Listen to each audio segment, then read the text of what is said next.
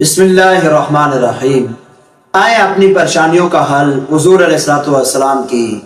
احادیث کی روشنی میں ہم ڈھونڈتے ہیں کہ کس طرح ایک پریشان حال بندہ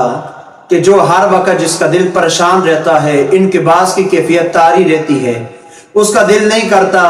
کہ وہ کام پر جائے، اس کا دل نہیں کرتا کہ وہ کاروبار جا کر چلائے، جس کی وجہ سے اس کا کاروبار تباہ ہو رہا ہوتا ہے، گھر والے اس کی وجہ سے ڈپریشن کا شکار ہو جاتے ہیں، وہ خود ڈپریشن میں چلا جاتا ہے، اتنا پریشان ہو جاتا ہے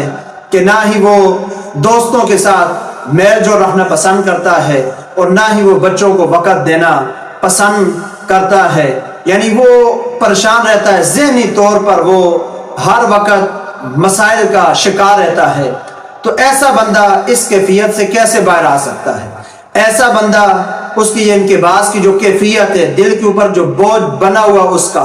جو اندر سے اس کو کوئی گھٹن کھا رہی ہے، کیسے وہ اس کیفیت سے باہر آئے گا؟ دراصل نبی کریم صلی اللہ علیہ وآلہ وسلم کی حدیث مبارکہ ہے کہ جس وقت بندہ کوئی گناہ کرتا ہے تو اس کے گناہ کی وجہ سے اس کے دل کے اوپر ایک چھوٹا سا کالا دھبا لگ جاتا ہے، پھر وہ توبہ استغفار نہیں کرتا تو دھبا پھیلتا رہتا ہے، پھیلتا رہتا ہے، پھیلتا رہتا ہے، یہاں تک کہ اس کا دل اس گناہوں کی وجہ سے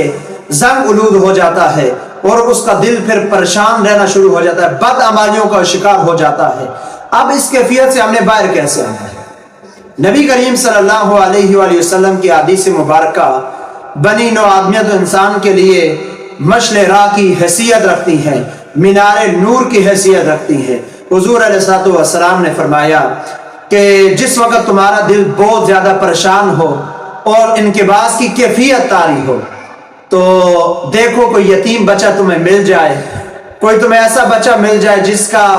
جس کے سر سے اس کے باپ کا سایہ اٹھ چکا ہے، تو تم کیا کرو کہ اس کے سر پر ہاتھ پھیرو